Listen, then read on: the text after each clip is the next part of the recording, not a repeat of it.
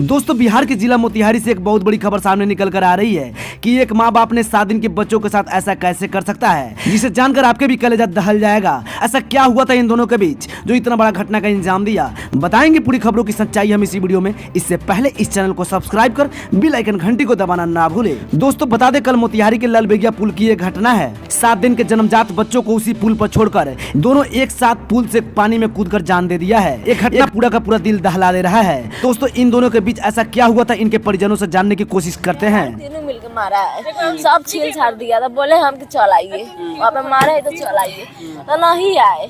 Bike छीन लिया, चाबी छीन लिया, मोबाइल छीन लिया, सब छीन लिया। झगड़ा हुआ था आप लोग का, बात हुआ था भाई से? हाँ, आखिरी बार हमसे बात किए थे। क्या बोल रहे थे? हमको मारा है तीनों बड़ा मिलके। इनके ससुराल में हुआ था? सास ससुर मेहरारू तीनों मिलकर मारा है। मारा था? हाँ, सारा सवाट था, सारा चीर खूने खून देखे थे। तो हम बोले कि चल आइए, वहाँ पे मारा है। जब बोल रहे थे कि मार देंगे, मुआ देंगे, मार देंगे। नदी में फेंक दिया रे दादा, ना फोन किया, ना फोन उठाया, कोनो ना बोला रे दादा।